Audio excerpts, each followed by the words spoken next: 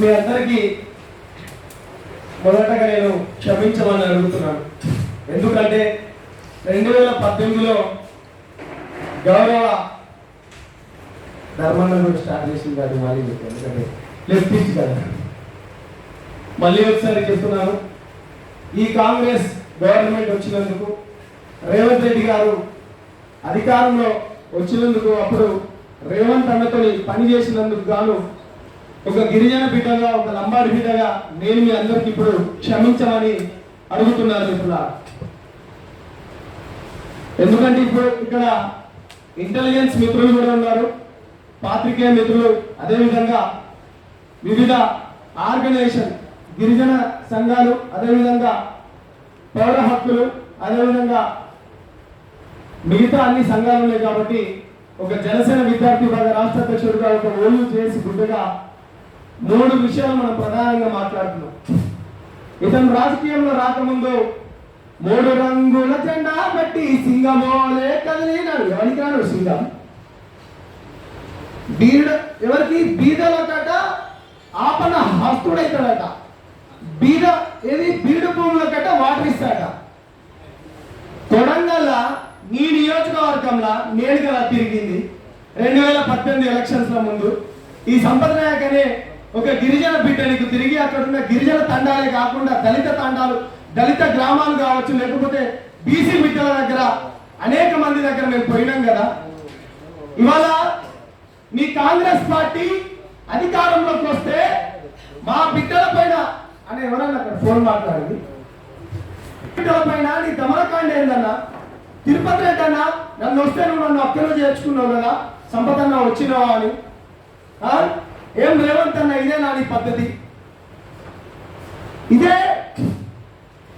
లంబాడి సామాజిక వర్గం నీకు మూకుముడిగా హైదరాబాద్ సరౌండింగ్, లేకపోతే ఈ రంగారెడ్డి కాకుండా ఈ చుట్టుపక్కల ఉన్న వాళ్ళు మొత్తం నల్గొండ కావచ్చు, వరంగల్ కావచ్చు, లేకపోతే మహబూబ్నగర్ కావచ్చు, ఆదిలాబాద్ లో కాంగ్రెస్ పార్టీ మెజారిటీ సీట్లు గెలుపొందిందంటే కేవలం నీకు బంజారా బిడ్డలు నీకు ఓట్లేసిందని నువ్వు మర్చిపోయినావా రేవంత్ రెడ్డి అన్న?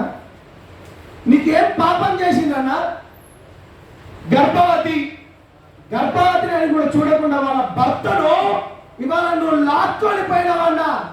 నువ్వు అనుకుంటున్నావు కావచ్చు మొన్న హైడ్రానికి పేరు చెప్పి చుట్టుపక్కల పేద బిడ్డలై ఏ విధంగా దోష తగులుతుందో నీకు తెలుసు.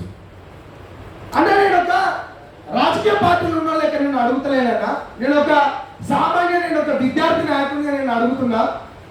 అవును, ఎప్పటికీ అధికారం ఉన్నోడికి మా లంబాడి భూములే కనిపిస్తాయా, లేకపోతే మా దళితుల భూములే కనిపిస్తాయా, మా బీసీ బిడ్డల భూములే కనిపిస్తాయా? మీకు ఇంకొకరి భూములు కనిపించవా? మీ కుటుంబాలకు, లేకపోతే మీ ఉన్నత సామాజిక వర్గానికి చెందిన వాళ్ళకు అనేక వందల వేల ఎకరాలు ఉన్నాయి కదా, మీకు అవి ఎప్పటికీ కనిపించవా? బాధ్యతగా అడుగుతున్నామన్నా. దీనికి ప్రతిఫలంగా మీరు రానున్న రోజుల్లో మీరు చూసుకుంటారు. దీనికి ప్రతిఫలంగా రానున్న రోజుల్లో స్థానిక ఎలక్షన్స్ ఎప్పుడు దగ్గరలో లేవు. మీ పైన ఎంత వ్యతిరేకత వచ్చిందో మీరు కావాలంటే ఇప్పటికిప్పుడు ఓట్లు పెట్టండి, మీరు స్థానిక సంస్థల ఎన్నికలు పెట్టండి. మీకు చిత్తశుద్ధి ఉంటే మేము జనసేన పార్టీలో ఉన్నా కానీ మేము ప్రజల పక్షాన ఉంటాం. మా పవన్ కళ్యాణ్ గారు మొన్ననే అధికారంలో ఉన్న డిప్యూటీ సీఎం ఉన్నా కానీ అక్కడున్న హోంమంత్రి పైన మాట్లాడిండు. బాధ్యతగా ప్రజల పక్షాన ఉంటాం కాబట్టే మాట్లాడుతున్నాం. హైడ్రా విషయంలో కూడా మా గవర్నమెంట్ మీకు కొంచెం ప్రైజ్ చేసింది.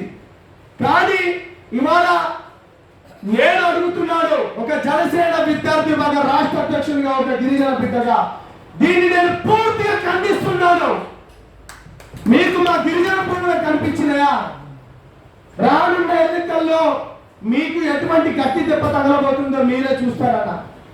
ముఖ్యంగా అన్న రాంబాల్ అన్న కావచ్చు, అన్న నారాయణ అన్న కావచ్చు, లేకపోతే సంజీవ్ అన్న, తమ్ముడు గణేష్, జోగిరామ్ అన్న, నెహ్రూ అన్న, అన్న హాస్పిటల్ నాన్న పూజారం అన్న, దేవుడు తీరుతున్న గొప్ప వరం అన్న.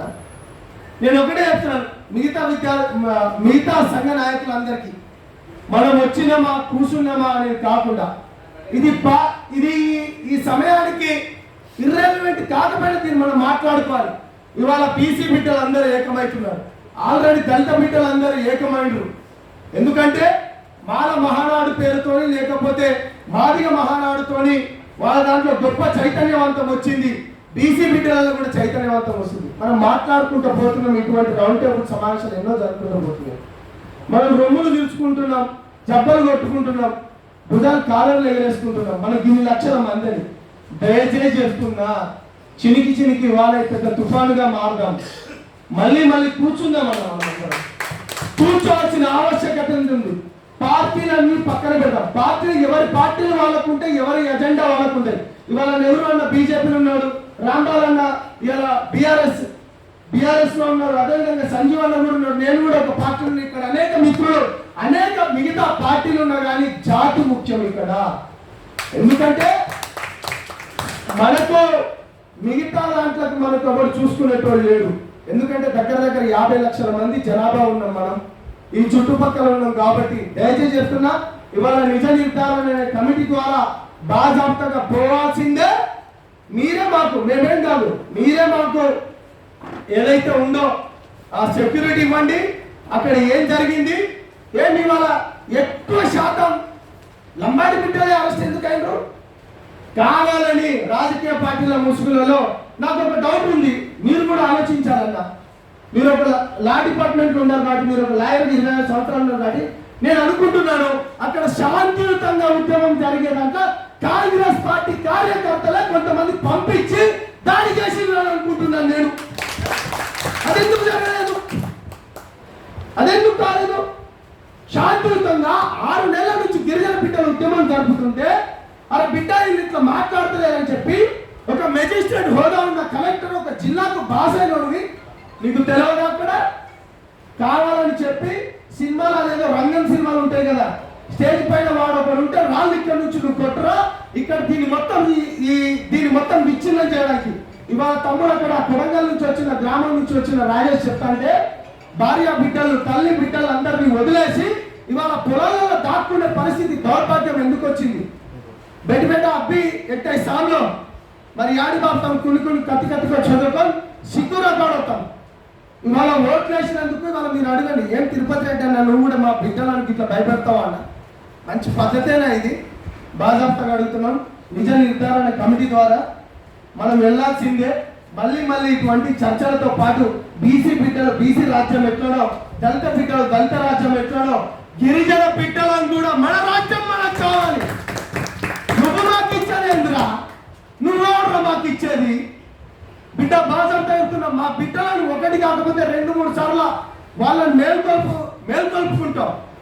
మా ఓట్లతో మేము వేసుకుంటే రాజ్యం మా చేతులనే, మా మాట మా చేతులనే, మాకు కావాల్సినవి మా చేతుల్లోనే ఉంటాయి కదా. దాని గురించి కూడా మనం ఆలోచించాల్సిన అవసరం ఎంతైనా ఉందని. కాబట్టి నిజ నిర్ధారణ కమిటీతో మనం కొడంగల్కి వెళ్ళాలి. అదేవిధంగా మన కొత్తగా వచ్చిన మన వివిధ సంఘాలు ఎవరైతే ఉన్నారో వాళ్ళందరినీ కలుపుకొని ముందుకెళ్తామని తెలియజేసుకుంటూ నాకు అవకాశం ఇచ్చిన సంజీవ్ నాయక్ గారికి, అదేవిధంగా మిత్రులకు థ్యాంక్ యూ.